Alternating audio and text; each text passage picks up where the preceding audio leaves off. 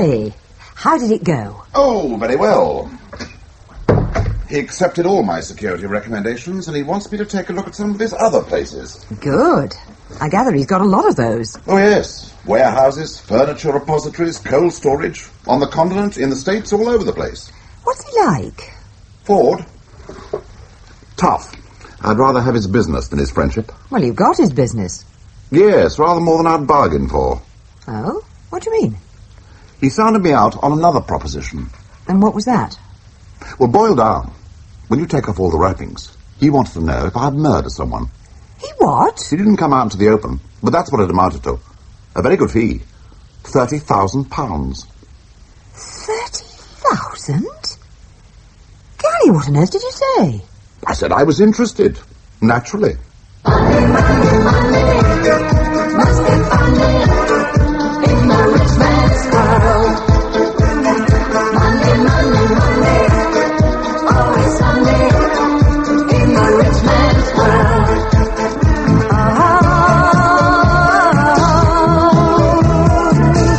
All the things I could do.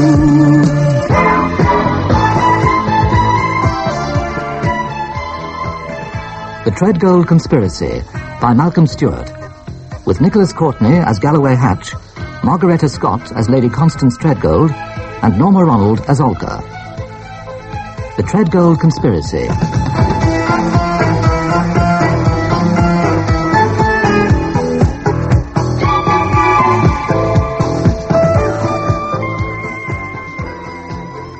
And now, for today's survey, a rather different type of story. Many people are becoming increasingly concerned at the rate at which the nation's art treasures are being sold to foreign buyers and removed beyond these shores. This is not limited to paintings, but includes all forms of antiques and the fine arts. The latest potential victim is a privately owned exhibition of furniture, which is one of the finest in the world, the Treadgold collection. Many of you will have read the recent protests in the press by Lady Constance Treadgold at the failure of the government to intervene and save this unique collection, which is threatened with purchase by an American buyer. Here with me now in the studio is Lady Constance Treadgold. Lady Constance. Good afternoon. I believe the collection has been in your family for close on 200 years. Oh, longer than that. It was started by my grandfather's great-grandfather in the middle of the 18th century and built up over the years. Furniture wasn't his business, was it? He was actually a banker by profession. Yes, he founded the Treadgold banking house, but furniture was his hobby, and he passed his interest on to his sons, who, with their sons, continue to add to the collection throughout the 19th century. And now it's administered by trustees, of whom you are the chairman. Chairperson, I think, since we are not living in the Middle Ages. Yes, I beg your pardon. It is one of the finest collections of furniture in existence, isn't it? It is certainly the finest private collection, and it is on permanent exhibition to the public. Anyone who wishes can see it at Reeves Court 5 days during the week. In fact, it's a national asset. Oh, very much so. I doubt if anyone would dispute that. And now its existence is threatened. It's threatened in this country. An American collector has offered £7 million for it, an offer the trustees cannot afford to refuse. No one regrets that more than I. But mounting costs, high rate of taxation, and anticipated death duties make acceptance inevitable. Is there no way out of the situation? Certainly there is, if the government will act. I have offered the entire collection to the government for £5 million. You are prepared to let it go to the government for £2 million less than the American is offering? I am, if that will preserve it for the nation. Can you tell us who this American collector is? That is a confidential matter at the moment. But if the government react favorably to my proposal, I will, of course, give them all the relevant information. Of course. But the government has not reacted so far. Their only reaction has been to say that they are looking into the matter. But where precisely they are looking has been beyond me to discover. And presumably there is a time limit to these negotiations. Yes, there is. The American offer cannot remain open indefinitely. Unless a counter-offer is forthcoming very shortly, I shall have to accept it. And that, unfortunately, due to pressure of time, is all we can say at the moment. Lady Constance, I hope you succeed in your campaign to save the Treadgold collection. Thank you for joining us. Thank you for hearing me.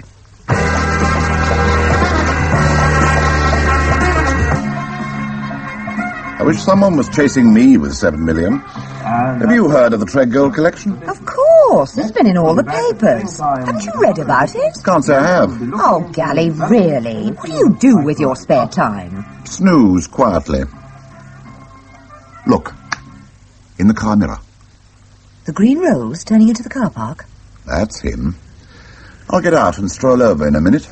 Do you want me to wait? Might as well. This is just a sounding session. I don't suppose it'll take much time.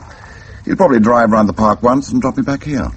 Is that the way murders usually get fixed up? Driving round Richmond Park in green Rolls Royces? There are worse ways of doing things. It ensures confidentiality. It's cosy. Well, I trust it stays that way. Cosy crimes carried out confidentially. Well, I hope you know what you're getting mixed up with. I don't. That's just what I've got to find out. Wish me luck. I'd better. You'll probably need it.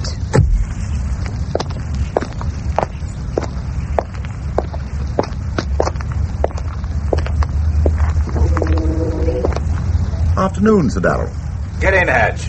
Quickly. I don't want to hang about. Okay. We'll take a turn round the park.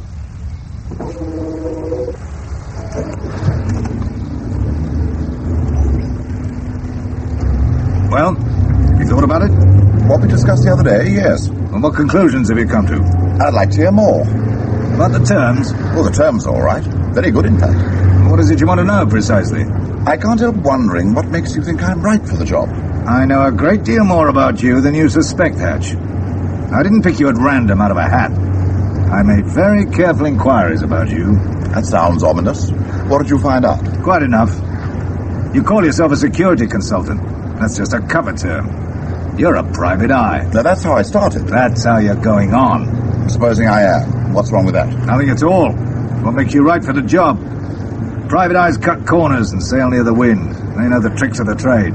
And they're not particularly scrupulous in putting them to good effect. Well, that's true of some. That's true of you. Otherwise I wouldn't be wasting my time talking. Don't try to bluff me, Hatch.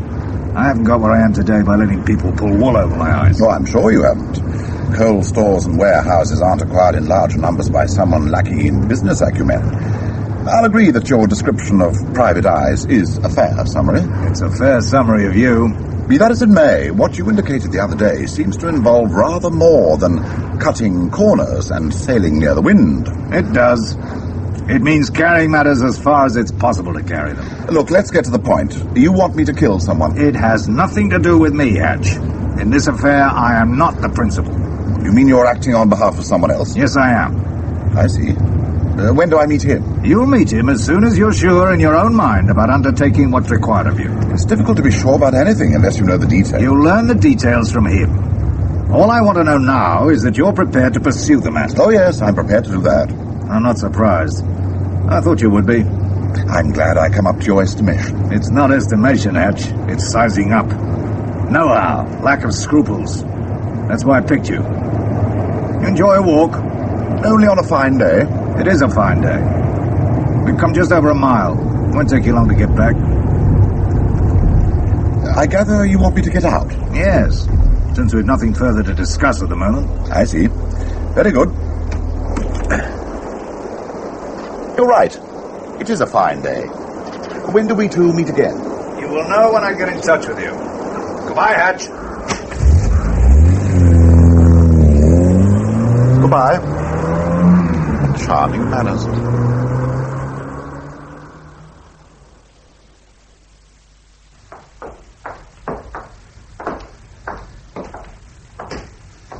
Have you got the office key?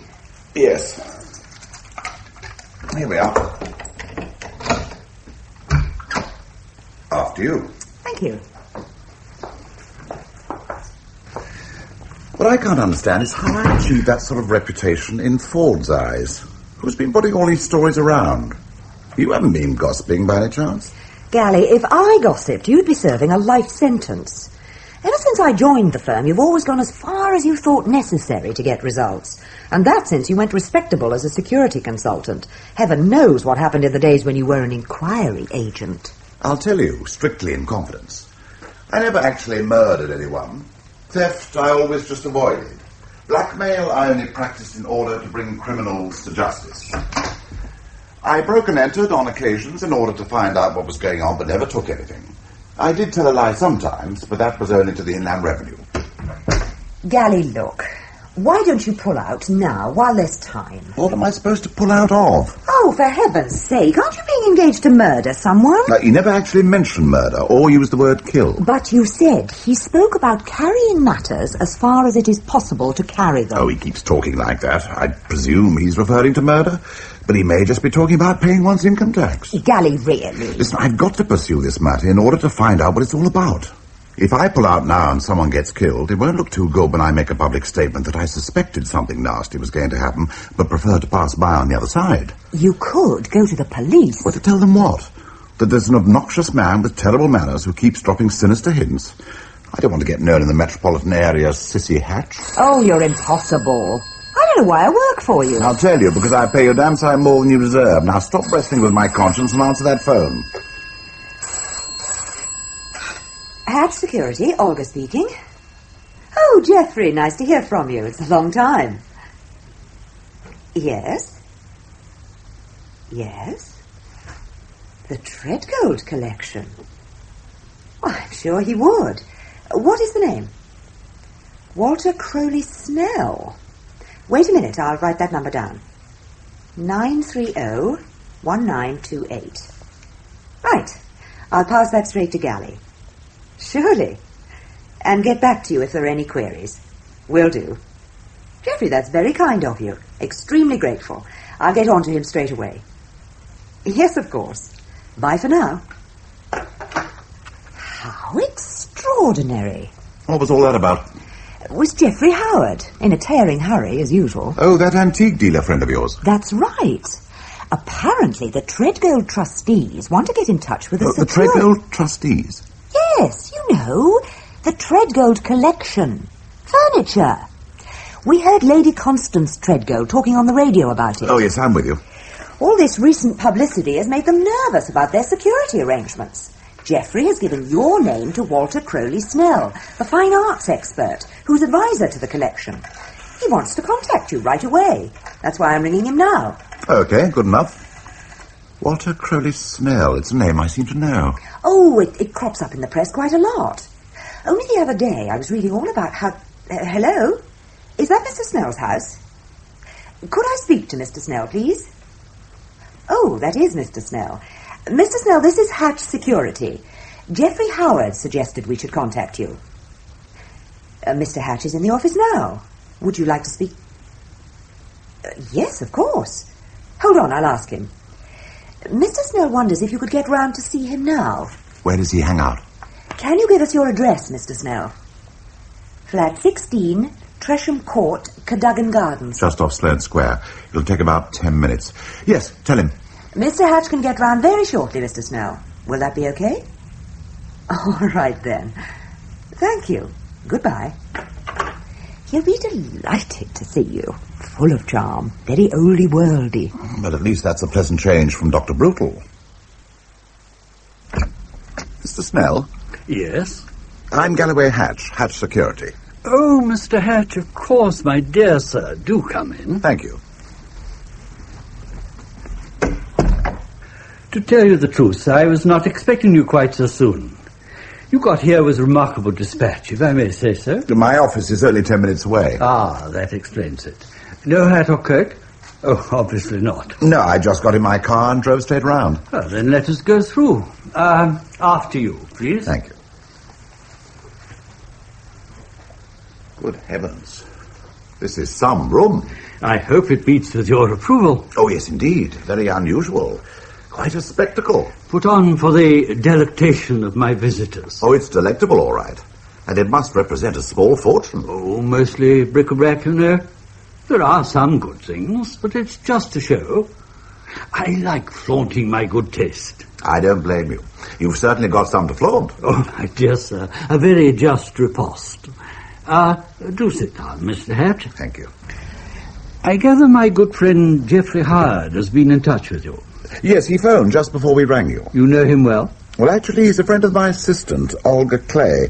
But I did a security check for him a couple of years ago, and he seemed well pleased with my recommendations. Oh, he spoke most appreciatively of you.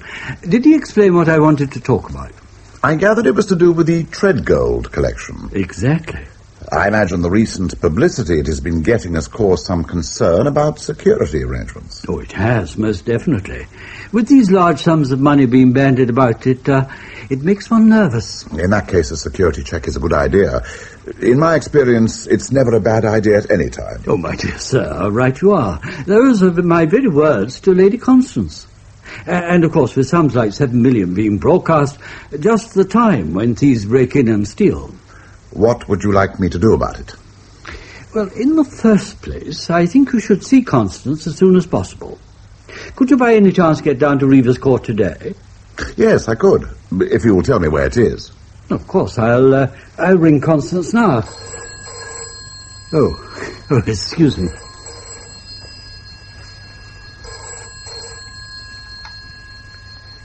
Hello? Ah, Constance. I was just about to ring you. Yes, I have Mr. Hatch with me now.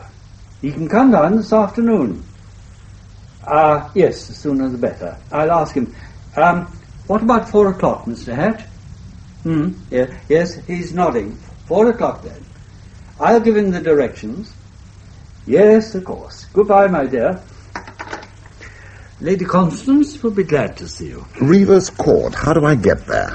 Straight down the A3, past Guildford, and turn off at Harefield. Yes, I know the turning. You go through Harefield, take the first on the right, and almost immediately you come to Big Gates with a long drive. And that's Reeves Court. You can't miss it. You'll find Lady Constance a most remarkable person, Mr. Hatch. A grande dame of the old school. Well, she sounded rather like it on the radio. Oh, she is. Someone once described her as a cross between Florence Nightingale and Cardinal Wolsey. Sounds a good mix. A most impressive person.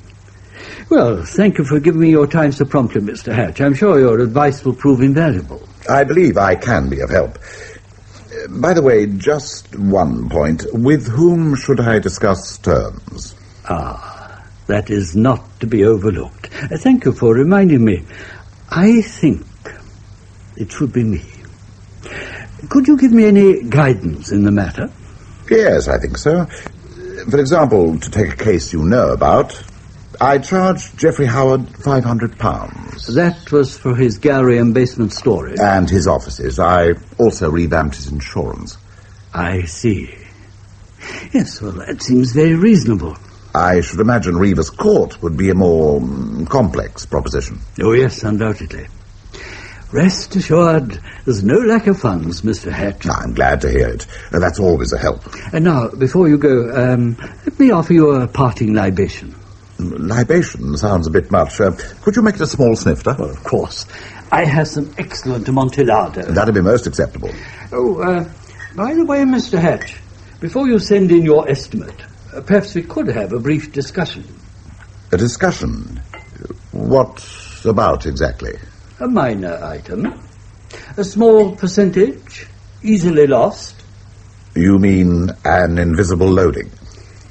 Yes, you can put it that way. The perks of the trade, you know what I mean. Introduction money. Introduction money? Introduction money? That's what he said. Well, whoever for? Whoever introduced us. Your friend, presumably. Geoffrey, I don't believe it. Well, there you are. Snell didn't elaborate, and I didn't pursue the matter. Geoffrey wouldn't want introduction money. He's not a contact man. I must confess, I was a bit surprised. I should think so. What sort of impression did you get of Snell? Very oldie-worldy, as you said. All charm and good taste, and a pretty crafty mind behind that fuddy-duddy manner. You're telling me. And as big an expert at feathering his own nest as he is on furniture and fine arts. More than likely. Mightn't be a bad idea if you did some legwork in the matter. Meaning what, exactly? Find out what you can about the gentleman. Start with who's who. Contact professional acquaintances. Well, Geoffrey's the obvious person to start with. That's right. Take him out to lunch. You know, the firm's way of showing its appreciation. Get him talking about Snell. His background, reputation in the trade, anything fishy, that sort of thing. And when you think the moment's right, touch on introduction money. Geoffrey'll go up in smoke. See that he comes down solid, with information. You're the expert at getting all the gossip. I don't have to tell you. I'm only going on my impression about Snell. But I'm sure there's something dubious there. It doesn't smell right. See what you can track down. All right. I'll do my best. Good girl. And while you're about it, you might also put in some research on little Lord Fauntleroy. Who? Oh, you mean Sir Daryl Ford. Well, where do I start with him? Try finding out about his title. Why? Do you think it may be bogus? I wouldn't be surprised. After all, what's he got it for? Storing ice cream and old masters? And I'm sure he's no baronet. Anyway, see what you can discover. Meanwhile, I'll get down to Reeves Court and talk to someone whose title's not in question. Come in, Mr. Hatch. Lady Constance. Walter told me to expect you at 4, and here you are. No difficulty in finding your way, I take it. None at all. Do sit down, Mr. Hatch. Thank you. Oh, just excuse me for one moment. Margaret, I shall be taking Mr. Hatch round the exhibition. I'll sign those letters when I come back. Very good, Lady Constance. Margaret is my loyal and faithful secretary.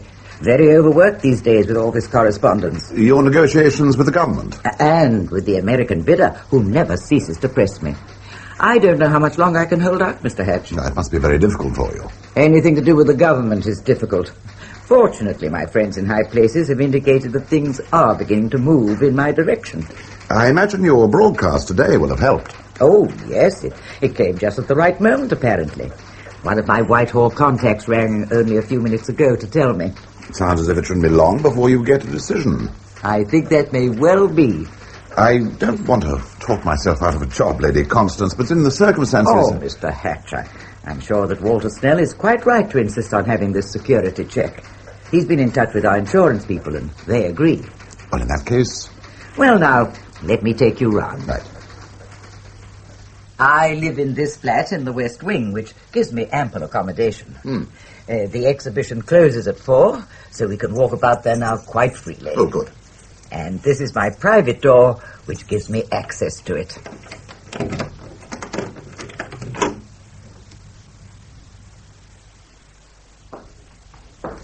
And here we are, back in the main hall.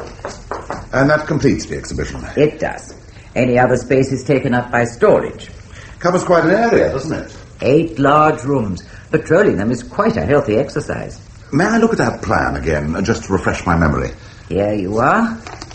The Italian room leading to the French and Viennese rooms, the mahogany, oak and walnut rooms, and 2 rooms housing European lacquer and Gothic revival furniture. They all lead out of one another, and the only means of access is either through the public entrance or the private entrance from your flat. That is correct. And you have 2 custodians on duty every day during public hours, and a night watchman who takes over when the exhibition closes. Yes, they're all on duty throughout the week. In fact, the exhibition is patrolled at all times. It is. And so far, no one has ever succeeded in breaking into the premises. To the best of my knowledge, no one has ever even tried. Now, what other points have we covered? All the windows are well secured and double barred, and the warning system sounds off in the staff room, your flat, and the local police station. You have certificates of regular inspection. Oh, they're in my office. Good. Well, is there anything else for me to see? I don't think so, Mr. Hatch. In that case... Let us return to the flat. Lady Constance, there's one point. Even with the carefully regulated temperature and humidity which is maintained here, the exhibits must suffer a certain wear and tear. Oh, yes. And they're all subject to regular inspection. And who carries that out? And Mr. Snell. He looks after the collection as well as advising the committee about any additions. And where does he look after it? Down here? The inspections are carried out here. Any renovations or refurbishings which are required are carried out in town at his workshops. With what sort of frequency? Oh, once or twice a year. Here we are. Please go through, Mr. Hatch. Thank you.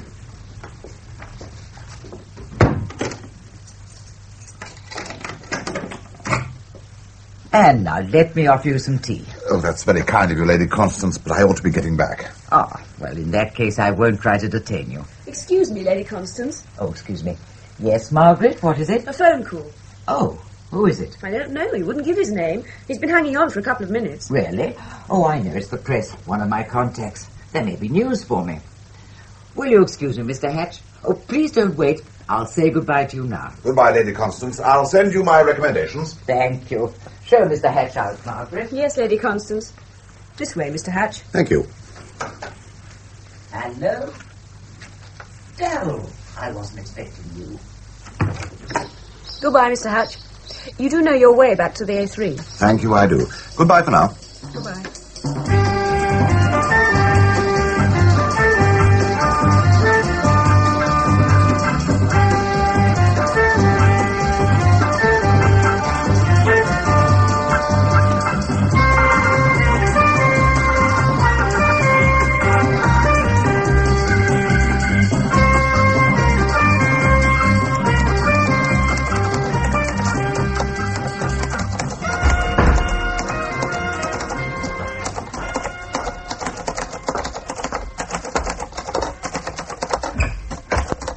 Morning.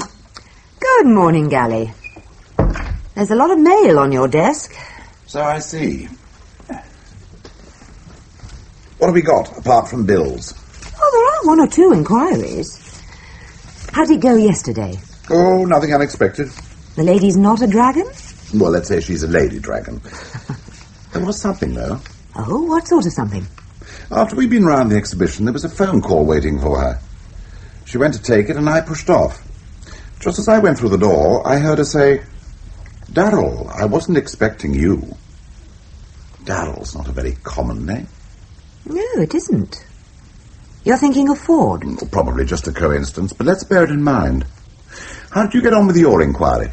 Oh, very well. Geoffrey was full of gossip. Did you learn anything? Quite a lot. How did he react to introduction money? Oh, he laughed at that. He seemed to think Snell had himself in mind. When I pointed out that Snell was acting on behalf of the trustees and taking introduction money in the circumstances was hardly ethical, he said it was aesthetics, not ethics, that Snell was interested in. Well, that's one way of putting it. Was it some kind of a hint, do you think? It might have been, especially in view of what he said later. Tell me. Well, I was careful to let the wine flow and not to press him. And by the time we got to coffee and liqueurs, I didn't have to. He told me quite a lot about the problems of his particular market. Reproductions and so forth, especially faking problems. And that's when he let out something about Snell. Go on. About 3 years ago, apparently, Snell took him up to his workshops and, under conditions of great secrecy, showed him a Louis XV escritoire, which Geoffrey said must have been worth a fortune. When Geoffrey asked him where he got it, Snell laughed and told him it was a replica, copied by his own people. But Geoffrey couldn't believe him, so Snell told him to examine it. Geoffrey did so, and still insisted it was the genuine article. Then Snell drove him down to Reaver's Court, took him round the exhibition, and showed him the original. In the French room, presumably. That's right. It was the centrepiece. I think I remember it. So, what conclusion did Geoffrey come to after all that? That he'd been mistaken, but understandably, because it was such an incredible copy. And what was the final outcome? Oh, Snell said it was a one-off, an experiment to see what could be done. It would be locked up in his vaults and never see the light of day again.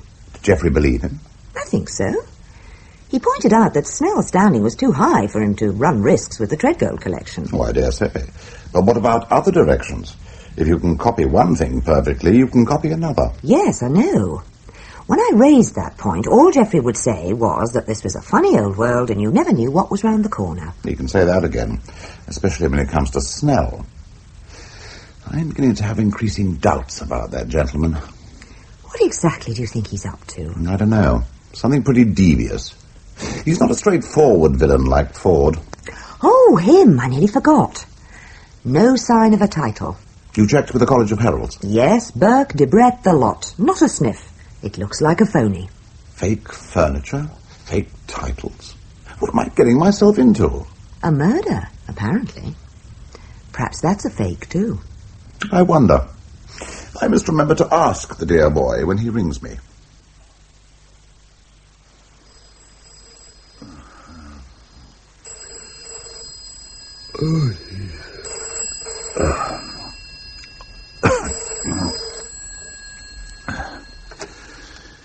Hello. Hatch, Yes? I've sent the car round for you. What? It should be with you in 7 minutes. 7 minutes? What are you talking about? Who is that? Ford. Sir Daryl Ford. Don't you recognize my voice, Hatch? Get up. Get up and get dressed. Look here, Ford, what is all this? Do you know what time it is? Of course I do. 2:13 precisely. Yes, in the morning, the small hours. I know that, Hatch. I can tell night from day. It's more than I can at the moment. What's all this about? There's someone you have to meet. Don't you remember what we arranged? Yes, I do, but I didn't anticipate... Listen, Hatch, you've just over 6 minutes before my chauffeur calls. The drive to my house will take 11. You'll find a party going on. Take no notice of my guests. The chauffeur will conduct you to me. I say, you've got it all worked out, haven't you? Oh, don't waste my time, Hatch. Get up and get dressed. My chauffeur will be with you in 5 minutes and 40 seconds. That's in round numbers, I take it. 5 minutes and 38 seconds precisely. Get up and get dressed, Hatch. And don't keep me waiting. I shall know what to do soon if he keeps repeating himself.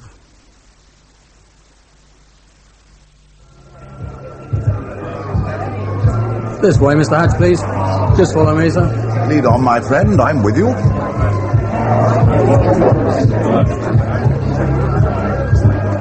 Excuse me, sir. Excuse me, Sir Daryl. Yes? Oh, Hatch. You all right, Smith? Thank you, sir. Come with me, Hatch. Where are we going? You'll see. This way.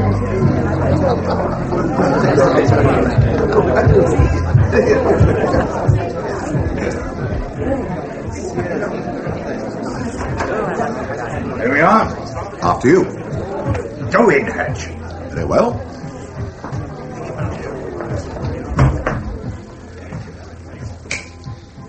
This is the library. Evidently. Sit down on the table, Hatch. This end. Okay.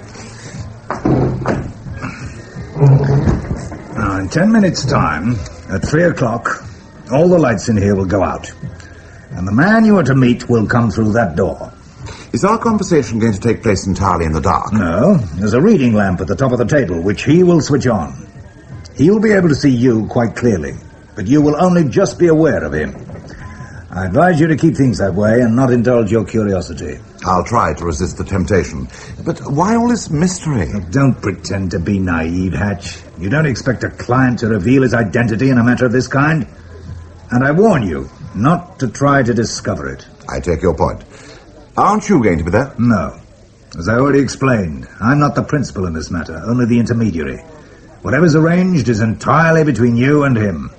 So I'm to make a deal with a man whose name I don't know and whose face I can't see. Well, it's entirely up to you. You know the terms? £30,000. How will that be paid? He will give you all the details. All right. I'll wait on him then. You will, if you want the cash. And when everything's arranged, what then? He will leave by that door, and you will leave by this one. My chauffeur will be waiting in the corridor. He'll drive you back to your place. And after that? You'll get instructions when the time is right. And now I'll leave you, Hatch. Remember, 3 o'clock. And don't try any tricks.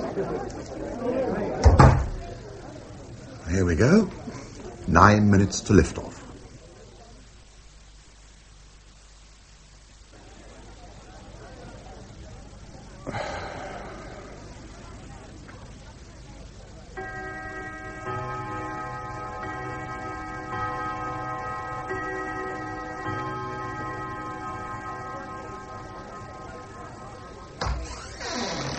Mr. Hatch? Yes?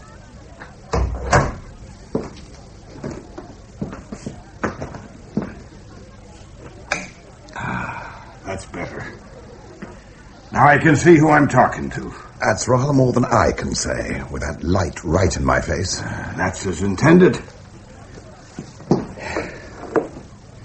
You're quite clear what this meeting is about, Mr. Hatch? A contract to kill, isn't it? Yes, a contract. You fulfill your side, and we fulfill ours. Have you any questions? A few. Well, let's hear them. I'd like to be filled in on some minor details. Such as?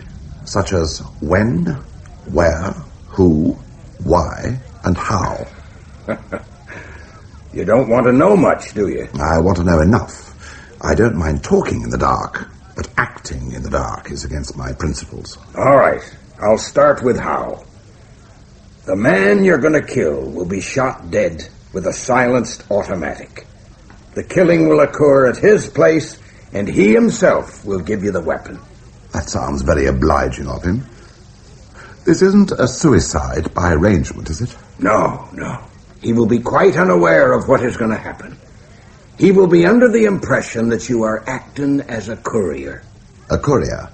What am I supposed to be carrying? Cash. To be flown out of the country? By private charter. What part of the world? He'll tell you. How much is involved? 30,000. Pounds? Uh-huh. I've heard that sum mentioned before. Your hit fee. What you're paying me for the job. Is that a coincidence? An intentional one. The money he hands you will have been passed to him earlier in the day in a locked security case. But only you will have the key, which will have already been sent you. That is the agreed arrangement. He will expect you to unlock the case and check the contents in his presence. Naturally, since you open it, it'll be turned towards you. And you will see what's in it before he does. I get it. There won't only be money. Correct. There'll be a Smith & Wesson automatic on top of the cash. So, I kill the guy and get my contract fee in one. Very neat. Very neat. Provided there's no double-crossing. Everything will go very smoothly if we keep our side of the bargain and you keep yours. Supposing I don't? Supposing I just hold the guy up and take the money and run? What's to stop me? Nemesis, Mr. Hatch. Nemesis. You mean you'd get me in the end? We'd get you the next day. I think you probably would. You can be rest assured. As I said, you stick to your side, and we'll stick to ours. And just to prove that we mean business, I'm prepared to show you the color of our cash. Would you care to see it? I wouldn't mind. Here's the case. The money's inside. Coming over. Thanks. Where's the key? It's unlocked. Take a look.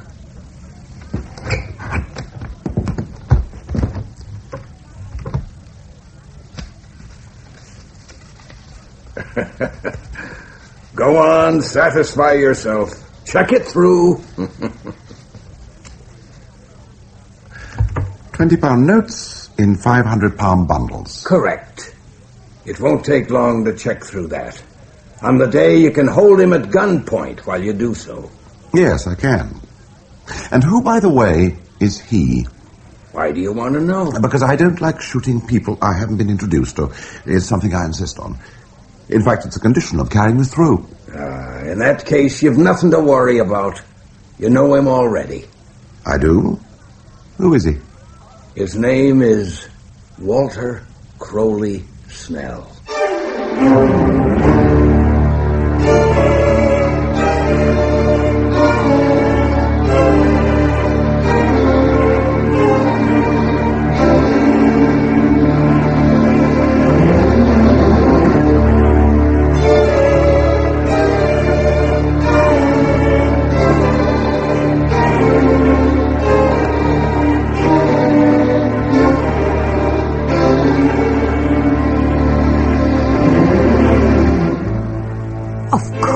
Go to the police. Will I? I doubt it. Gally, you must. And tell them what? To begin with, the whole thing is highly improbable. I haven't a shred of evidence to support my statement. If questioned, Ford will simply deny everything. And as far as I'm concerned, the nameless man I met in the library is just a voice out of the darkness. You must have got some impression of him. Very little. The reading lamp was shining right in my face. He had an American accent, and somehow I've an idea he had a beard and was wearing glasses, but I simply couldn't swear to it. Well, you'll have to warn Snell. Well, what do I tell him? Mr. Snell, I'm being paid a very large sum to kill you. Well, how do you think he'll react to that? If he's as fuddy-duddy as he sounds, I should think he'd have a heart attack. He'll either do that or ask for introduction money. Oh. No, I can't do anything until I've got something definite to go on, such as the key of the security case with the time and date for carrying out the contract. Then at least I've one piece of concrete evidence to offer the police. But will you be able to give them any idea of what's behind it all? I mean, why should anyone want to bump Snell off? And how does Ford tie in with the man in the library? Those are just the two questions I've been asking myself. I didn't go back to bed when I got home last night. I sat up, going over all the facts I knew about the case. Did you reach any conclusions? Hardly conclusions. At this stage of the game, they're more like guesses. Let's hear you guessing. All right. Let's start with Snell. Why should anyone want to bump him off? My impression is that he's a very crafty, pretty devious sort of character. A slippery customer who might make anyone involved in a big deal with him go to extremes. A big deal? You mean connected with furniture? No, of course.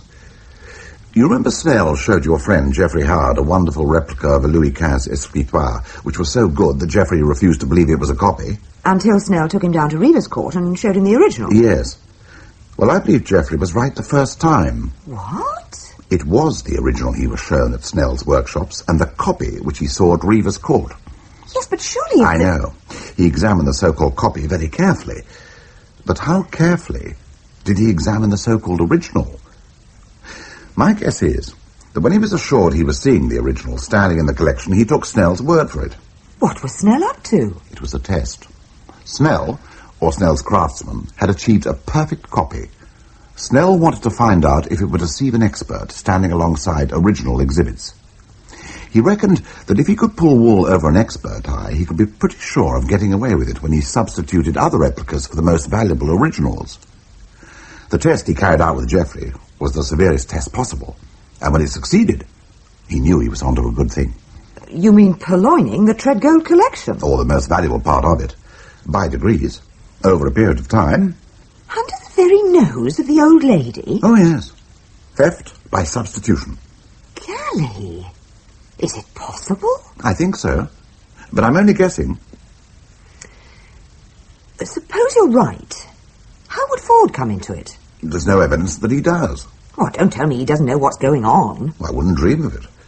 Strictly speaking, all I know is that he's acting as a go-between for me and the man in the library.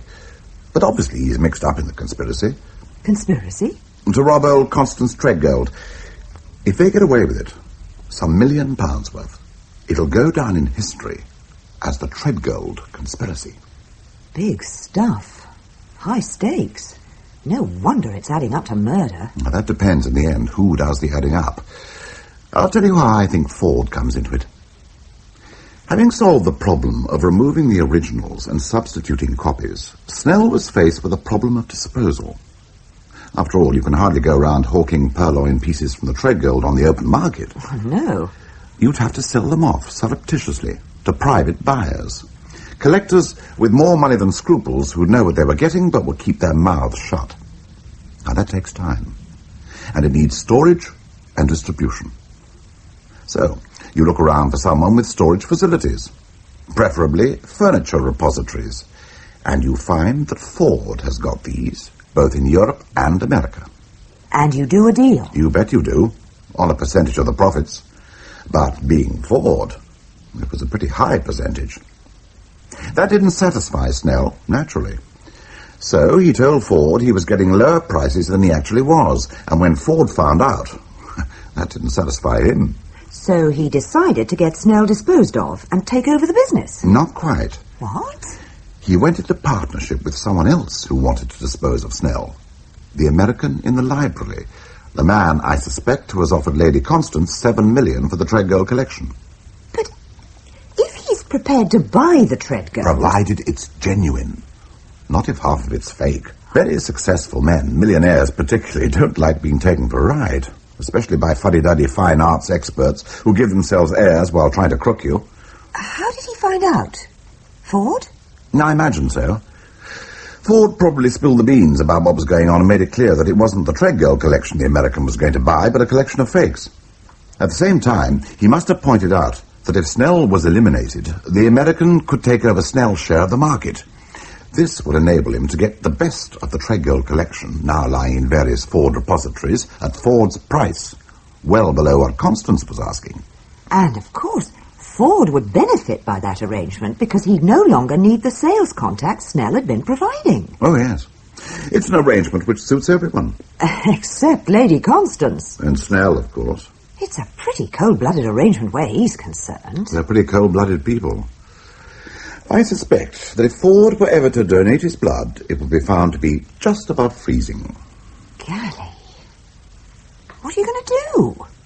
Try and get hold of some evidence. How?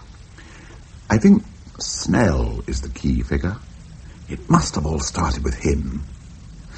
If I knew a bit more what he was up to. Oh, yes.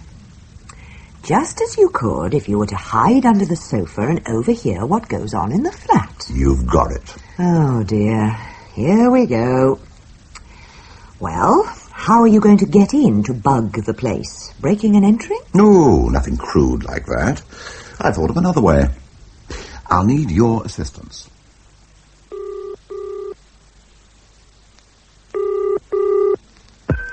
Hello?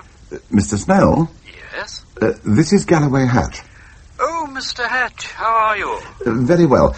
But I have one or two problems. What sort of problems? Well, the estimates for these security arrangements. Costs are going to be rather more than I'd expected. Oh, that doesn't surprise me, Mr. Hatch. The shock would be if they were less than you'd anticipated. Oh, I'm so glad you understand. I'd like to talk the matter over with you. By all means. Could I come over? Of course. When would you like? When would be convenient? I'm in all morning. Oh, in that case, I'll drop straight round. Splendid. I look forward to seeing you. Sit down, Mr. Hatch. Thank you. How can we help one another? I was rather wondering if you could advise me. Well, I should be delighted to try to do so. I've been going through the security notes I made down at Reeves Court the other day. Ah, yes. Lady Constance was telling me about your visit. There's something that troubles me a little. I would say that present arrangements, on the whole, are pretty good. Well, I'm delighted to hear it. Of course, one can always do better.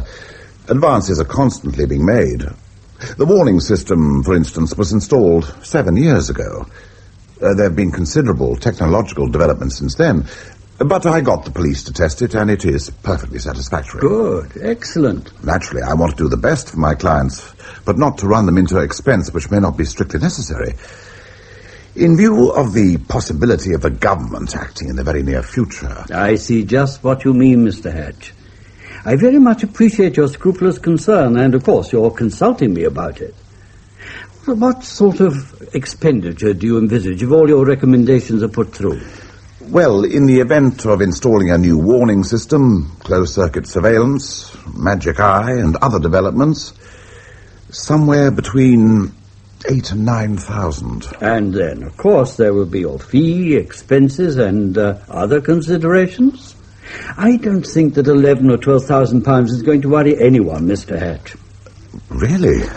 Well, I'm happy to hear it. And I'm very happy you came to see me, particularly as I have a matter I would like to discuss with you. Oh, yes? Well, please tell me about it. Let me pour you a drink. That's very kind of you. Amontillado? Amontillado would be fine. Mr. Hatch, this is a confidential matter. I should say very confidential. I understand. It involves a transaction requiring an extremely responsible person with, well, how shall I put it? Savoir-faire. You'd like me to find you someone? I don't think you need look further than yourself, Mr. Hatch. I see. What is the nature of the transaction? The transfer of a large sum of money to a continental bank. You're looking for a courier? Quite right. Would you be interested, Mr. Hatch? Certainly I'd be interested. In that case, have you got a moment to discuss the matter? All the time in the world. Good. Just let me take this phone call. Will you excuse me? No, please don't. Hello? Hello, who is it? I can't hear you. I say I can't hear you. Please speak more clearly. What is it you want?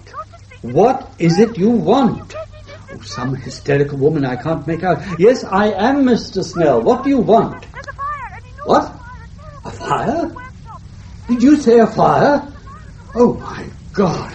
A fire at my workshops. Hello.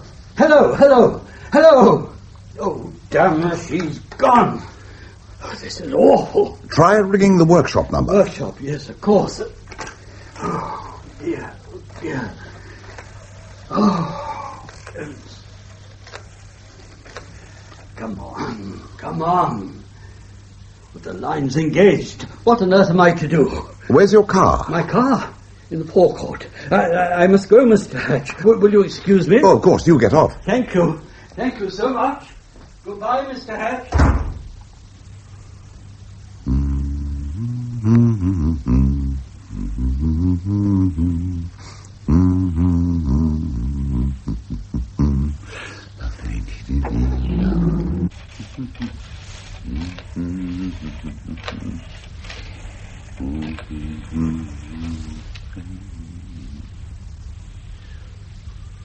Hello?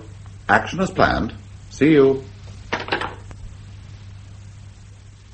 You did a very good job. Congratulations. Thank you, sir. Always happy to oblige. He got thoroughly rattled when you mentioned fire and simply did what I told him. I thought he sounded as if he was getting pretty confused. That part wasn't difficult. My worry was making sure I got the line to the workshops engaged before he got through. Oh, you managed that all right. He rang off immediately he got the engage signal.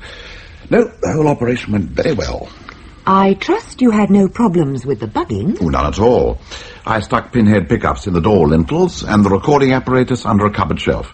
That's the one place no one ever thinks of looking. It starts on voice? Oh, yes, and can take plenty. There was only one drawback. What was that?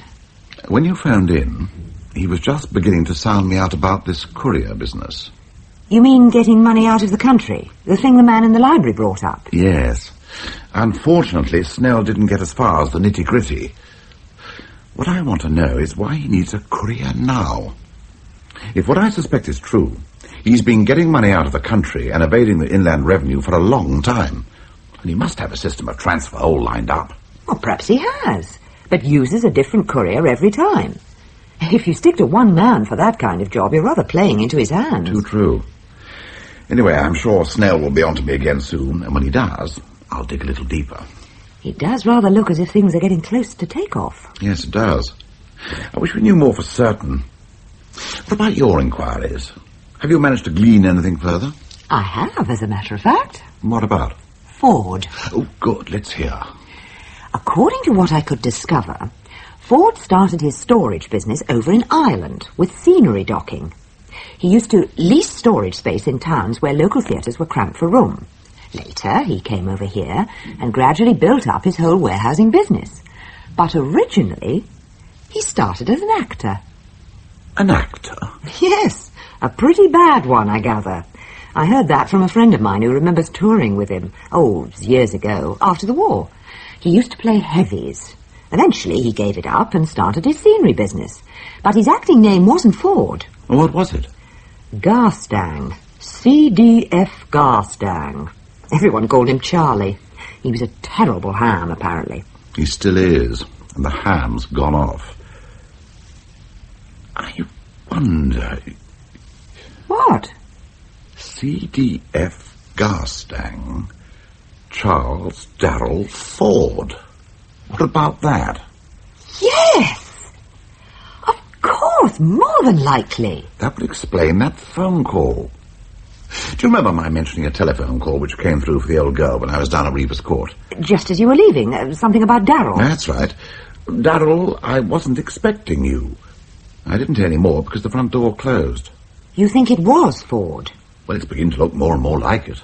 You mean he actually went out of his way to get to know the old girl? Well, he must have. I mean, how else would he have come across her? It's hardly likely he normally moved in her circles. Well, in that case, Snell would have introduced him. Yes, as part of the deal. Ford probably insisted on it. If you're taking someone for a ride, you want to know who you're taking. Oh, that certainly makes sense. But there could have been another reason. What are you getting at? The American millionaire. If Ford had it in mind to do a deal with him against Snell, the only way he could have contacted him was through the old lady. Of course, he wouldn't have gone through Snell. Snell was to be the victim. God, Olga, I believe you're onto something. The identity of the American bidder's never been disclosed. If we could find that out, we might find out quite a lot of things.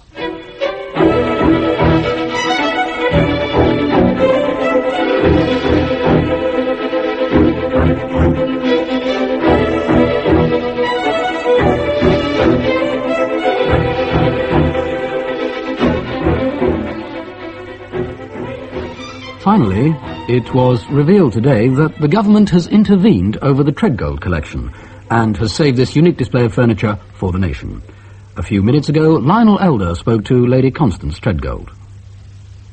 Lady Constance, you must be feeling extremely pleased at the government's decision. Would you care to give us your reactions to the situation? Certainly. Without becoming hysterical, let me say that I am far from disappointed. I think you asked for £5 million. Do you mind if I inquire if that sum was forthcoming? I don't mind your inquiring, and I'm sure you don't mind my not answering. I would simply say that negotiations were concluded to our mutual satisfaction. And you're quite happy about it? I'm perfectly happy. Wouldn't you be if you were in my place? I'm sure I should. Lady Constance, what are your plans for the future? Many and varied, but I'm keeping them to myself. Don't you keep things to yourself, Mr. Elder? Well, some things, I suppose, Lady Constance. With reluctance, I imagine. You should try, Mr. Elder. It's great fun keeping things from people. But I suppose with that microphone in front of you all day long, it's a great temptation to tell everyone everything. I hadn't really noticed, Lady Constance. I shall have to give it my attention. But I think I see what you're getting at. Thank you for being so frank with me. Not at all. Delighted to be of service. Thank you, Mr. Elder. Lionel Elder speaking to Lady Constance Treadgold. And now, here are the main headlines again.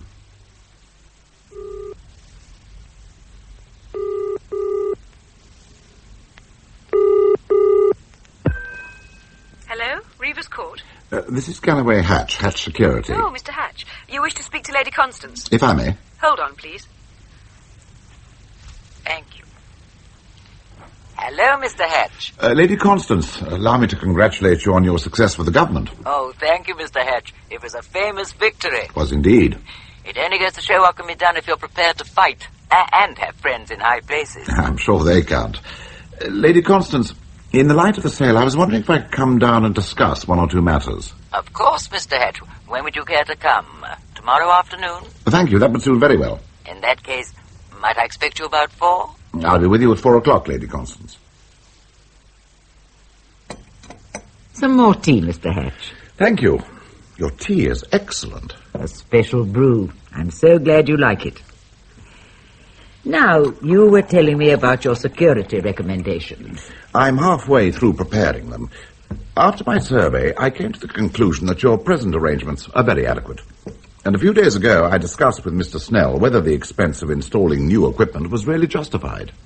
And what did Mr. Snell say to that? He thought that I should put my proposals forward on the grounds, I gathered, that trust funds would be perfectly adequate to deal with the sort of expenses which I outlined. I see. Well, if that's what he felt, I'm perfectly happy. I have the greatest regard for Mr. Snell's judgment. Oh, of course. It was just that with this latest announcement by the government, I rather wondered... You didn't expect results so quickly. As a matter of fact, I didn't. I'll let you into a secret, Mr. Hatch. I never count my chickens before their first lay, and I never announce that anything has taken place until well after it has happened. You mean your deal with the government went through some time ago? It did.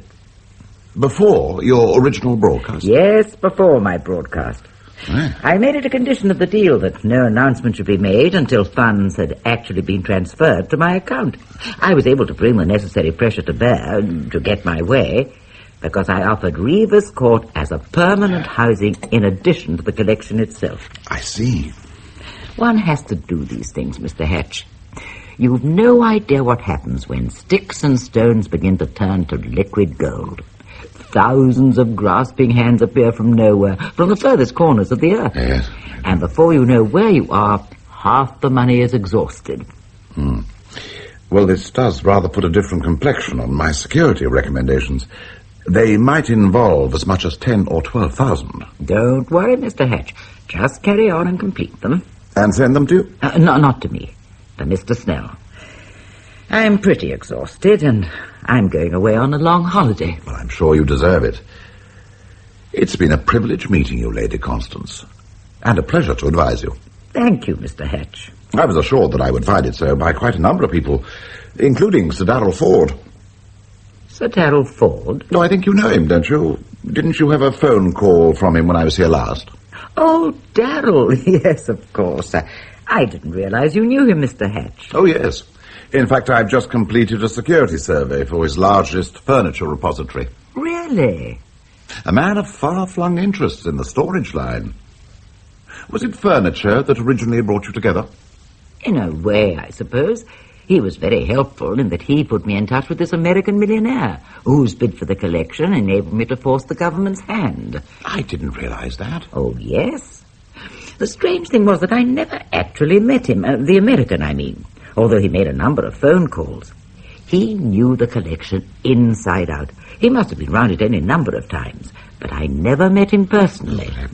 A trifle eccentric, I think. In a way, I was sorry the deal with him never went through. But I couldn't let the collection go out of the country. I simply had to fight to save it. Well, you have. And many people are grateful to you for it. Thank you, Mr. Hatch. What was his name, by the way? Who? The American.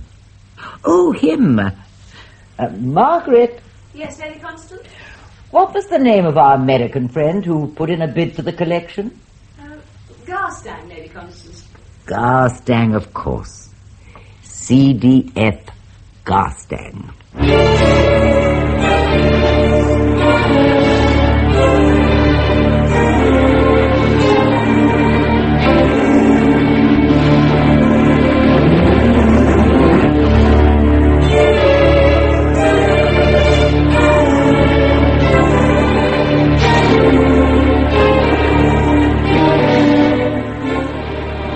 It could be a coincidence. What could? Well, the American having the same names as Ford. CDF Garstang. Oh, come off it. That's not one, that's 4 coincidences. Yes, it hardly seems likely. Just a bit too close to be chance. No, it's all part and parcel of the Treadgold conspiracy. You think Snell was in on it? Oh, he must have been. What I've got to figure out is how those two benefit by the old girl selling the collection. Isn't there any way of opening her eyes to what's going on? Not that I can see. She's got the greatest confidence in Snell, and obviously feels grateful to Ford for introducing the American. I hardly see that I can go to her at this stage in the proceedings and explain that Ford is the American, that half her collection is fake, and that, albeit unconsciously, she sold the government a pup. I should think she'll have a fit. Well, she's pretty tough, but even so. Besides, she'd never believe me. So, what do you do next? That's exactly what I keep asking myself. Hatch Security? Oh, this is Walter Snell. Could I speak to Mr. Hatch, please? Oh, Mr. Snell. Just a moment, I'll see if I can find him. Okay, I'll take it. Hello, Mr. Snell. How are you? Very well, thank you, Mr. Hatch. What did you find when you got to your workshop? Was it a very bad fire? Oh, thank you for inquiring. Well, I'm most glad to be able to tell you it wasn't a fire at all. But it was all a hoax, then? It was all a hysterical woman, Mr. Hatch. I rather suspected it at the time, but obviously I didn't dare to disregard it. No, of course not. It was all a frightful nuisance and a complete waste of my time, but what can one do? What can I do for you, Mr. Snell? I was being carried away. If you remember, that phone call interrupted a rather important conversation we were having. I do.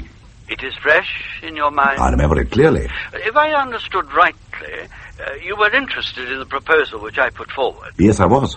Would you be free to carry out a mission the day after tomorrow? It would take about 24 hours. I think I would. Just let me look in my diary.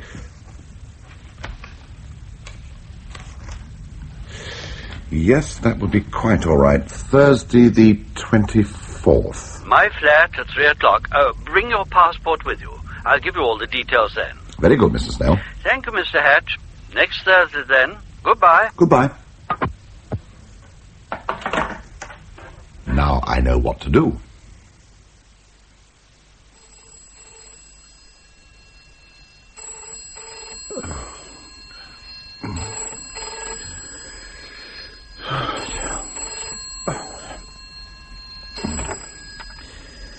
Hello? Is that you, Hatch? Yes, who's that? You know who it is. Now get up and get dressed. I want to see you. Oh, Dr. Brutal. What? Another of your small hour calls. You are a night bird. Well, don't waste my time. What about my time? Are you sending that big car over for me in 6 minutes, 53 seconds? Now shut up, Hatch. You know the way over here. You drive your own car. Who's paying for the petrol? Stop being smart and get over here, right away. I've got something for you. I'm glad to hear it. I always suspected you got a generous streak. Get over here. Okay, Lord Ford. I'm nothing if not obliging.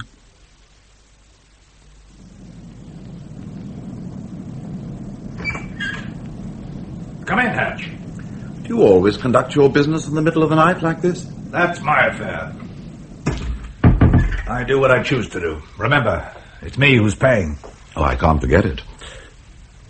Aren't you going to ask me to sit down? No. Too kind. Thursday the 24th. What? 3 o'clock in the afternoon. What about it? I've been asked to check it with you. Ah, you're still acting as an intermediary. I told you I know nothing about this business. I simply carry out certain requests of the principal. And is one of them that you should hand over a certain key? Provided you satisfy me that you'll keep the appointment. Oh, I shall certainly do that. A lot depends on it. About £30,000. I'm not interested in the details. All right, here is the key. Thank you. If I may say so, you've a rather naive view of legal responsibility. What do you mean? Well, you can't act as a go-between paymaster and not have some idea as to what's going on.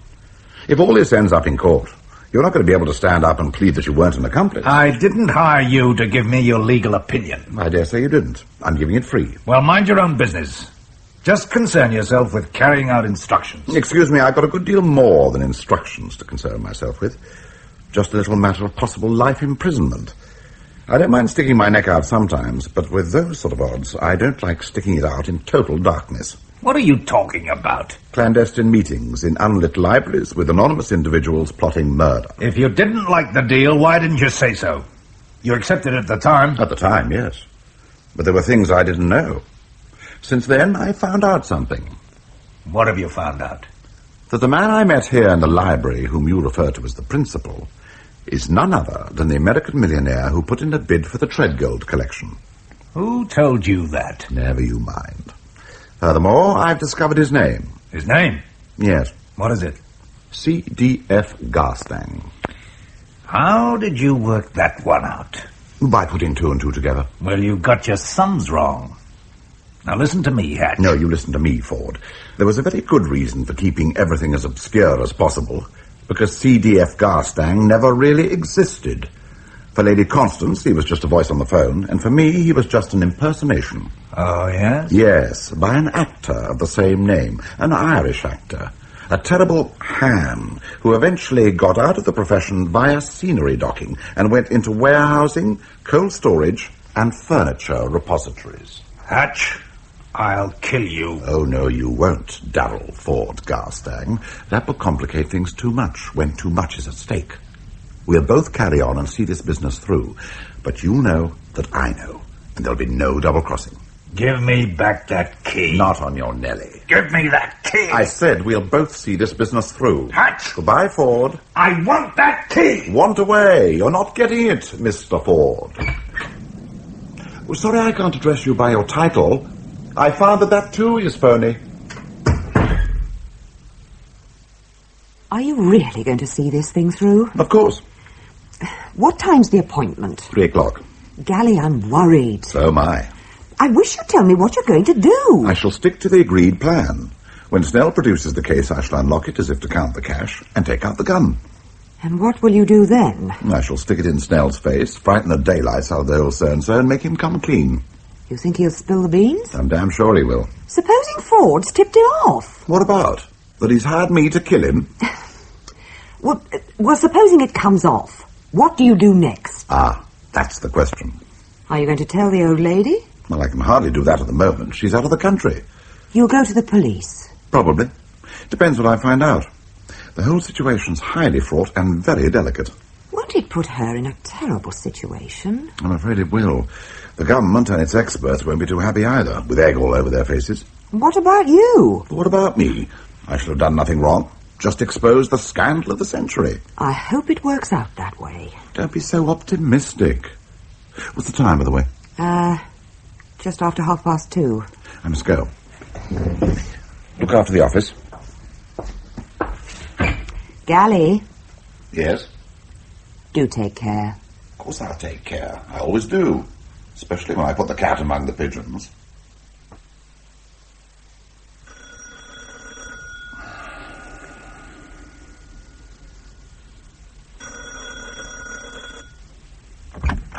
Oh, Mr. Hatch. Oh, my dear sir. 3 o'clock. You are expecting me? Oh, yes, of course. I'm afraid I was preoccupied. Do come in. This way.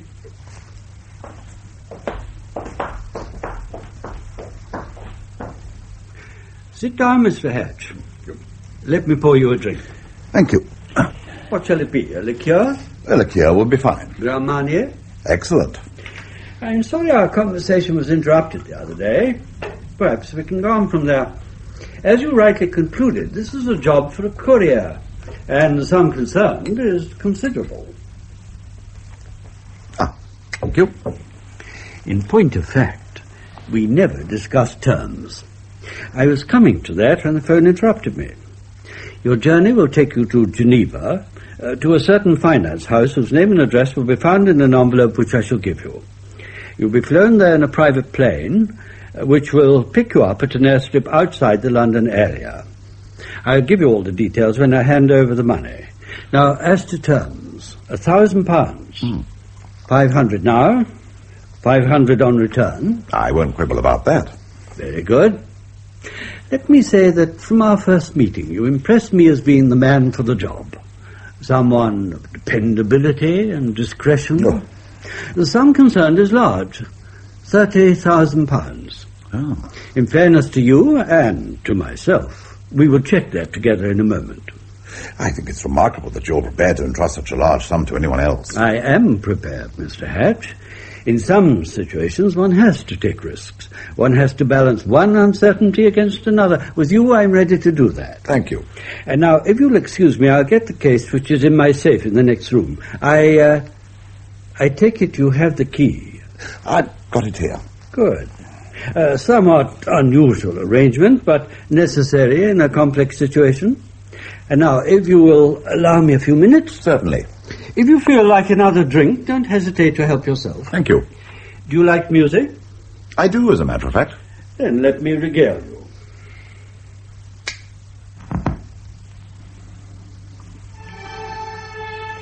I shan't keep you a moment.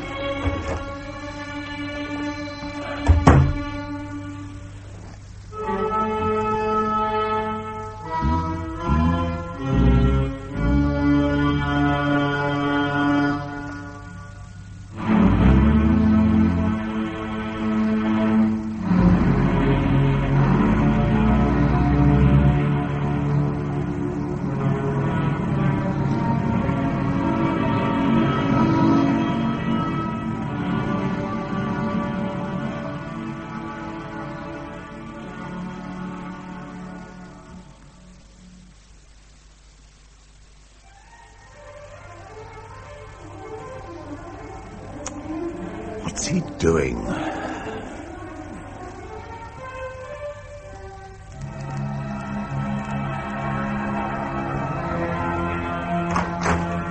Mr. Snell?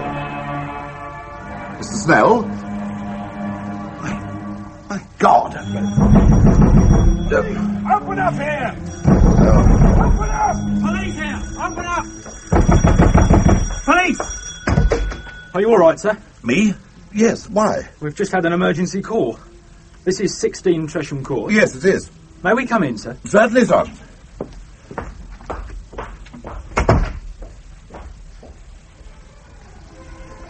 Are you the occupier of this flat? No, I'm not. I should explain, Is the Sergeant. occupier in? That is the point. What is the occupier's name, sir? Snell, Walter Crowley Snell. And what is your name, sir? Galloway Hatch. May I ask what you're doing here, sir? I'm a visitor. Look, Sergeant, let me explain. I'd like a word with Mr. Snell, if I may, sir. Well, I don't know about that. What do you mean, sir? Sergeant, there's something I've only just discovered. There's a dead man in the next room. Stay by the door, Constable. Sergeant. Come with me, sir.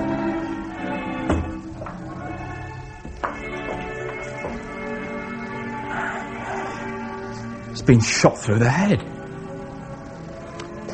Is this Mr. Snell? No, it's not. Do you know who it is? Yes, I do. It's Sir Daryl Ford.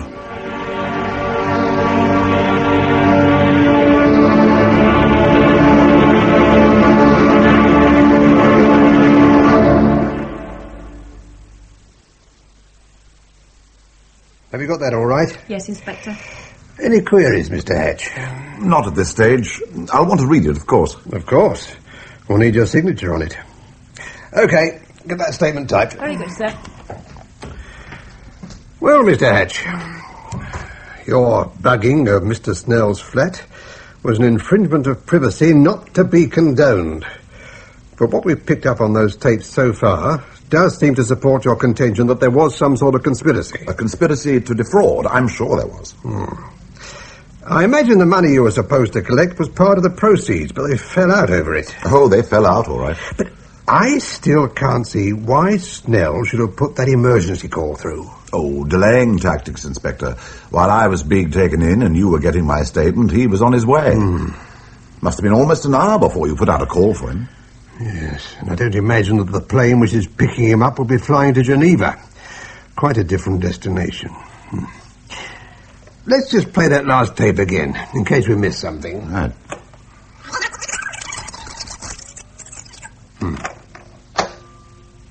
Daryl, my dear sir, I didn't expect you. I didn't have time to let you know. Can I come in? Of course. What has happened? There's been a change of plan. What sort of change? I found something out about Hatch. He's not reliable. Are you sure? He's got no intention of delivering that cash. Once he gets his hands on it, we won't see it again. But you assured me you'd taken care of that side of things. So I did. I told him what would happen if he tried any double-crossing. But he's found out something. A bit too much. If I may say so, that was always the danger. I never wanted him in the first place. You didn't want him. Then why did you suggest him? Well, how else were we going to get the money out of the country? As we'd ceased to trust one another, there had to be a third party. Well, it hasn't worked. We've got to do it differently. Listen. What do you mean by that? We'll divide it now and make our own arrangements. And double the risk? Well, what's the alternative? All right. Have you got the key? He's got one key, I've got the other. He'll be here in half an hour. All right, then let's get on with it. All right. You've got the case in your desk? That's a damn fool place to keep it. A temporary housing, my friend. I took it out of my safe just before you arrived. All right. Here's the key. I'll open it. I don't think you will. What the hell? What are you doing with that? Pointing it at you, Daryl. Pointing it at you. Put that bloody gun away. What the hell's the idea? There's been a change of plan. What do you mean? You're not going to kill me. I'm going to kill you.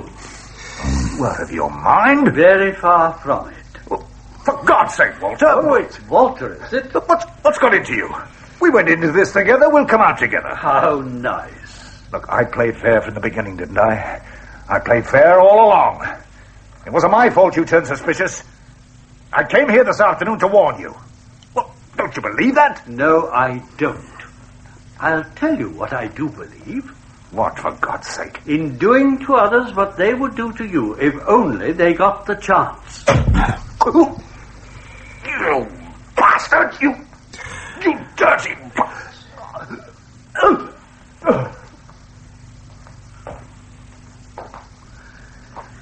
Dead?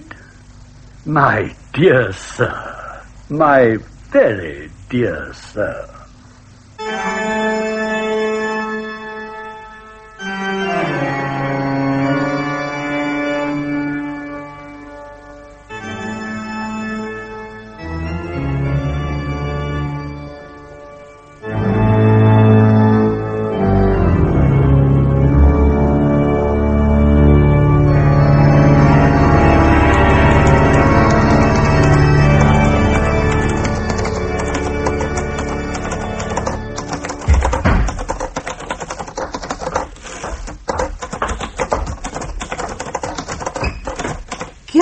At last. I know.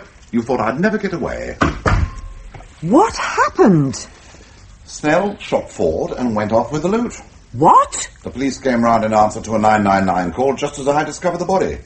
So they took me in. Galley, are you in the clear? Oh, absolutely. Sans peur et sans reproche. I don't suppose I should get more than 15 years. Oh, I do wish you wouldn't joke. I've been sitting here biting my nails ever since they told me you were helping them. And so I was. Just to put your mind at rest, what was picked up on the tape justified practically everything I said in my statement. Oh. Clearly there was a conspiracy against the old lady. Those two were dividing the spoils and had fallen out.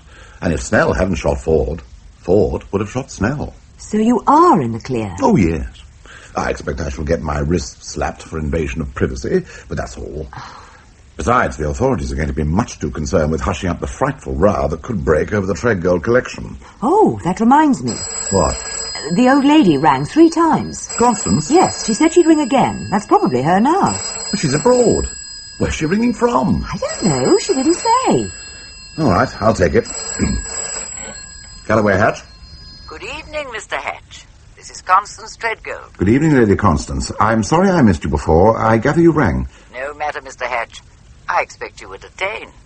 Well, yes. By the police, by any chance? Why do you ask?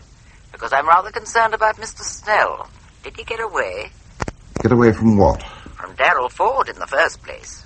I suddenly realized that Snell was in danger, so naturally I had to warn him. Did he get away? Well, yes, he did. It rather looks as if he shot Ford. Dear me. Doubtless in self-defense. And he went off with the money. What money? Come, Mr. Hatch. You know as well as I do. £30,000 you were supposed to be paid for the murder.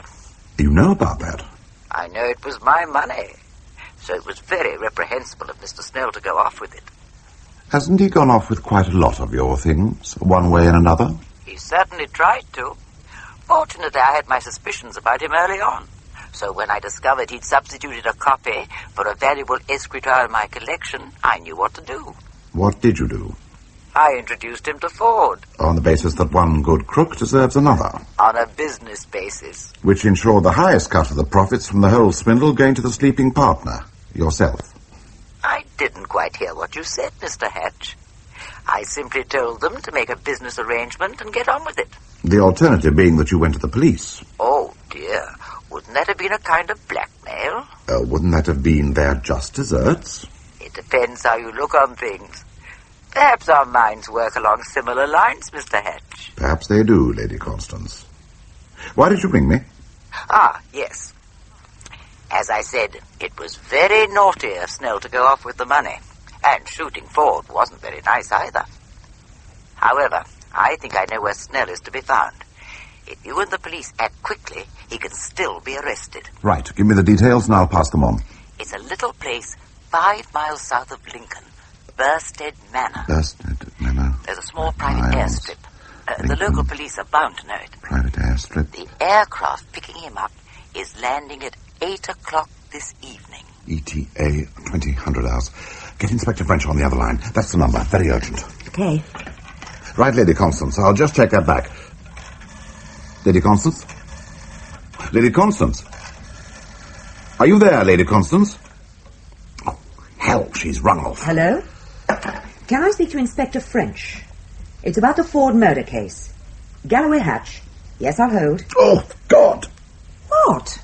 Of course, that's it. What is? She got Snell to bump off Ford. Now she's getting Snell arrested. So they're both out of her way.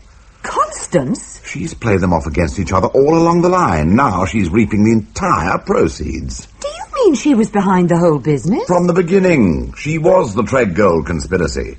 First, she promised them shares in the sale of individual items, and then in the $5 million which they helped her bulldoze the government into paying for the collection. She knew that each wanted to grab the other's share because each plotted with her to do so. So she double-crossed both of them. And now I bet she's safely abroad with the loot in some tax-free haven where there's no extradition treaty. Good Lord. But they'll get her in the end, somehow. Won't they? Oh, I bet they will. That lady's a born survivor. With £5 million, she'll survive forever.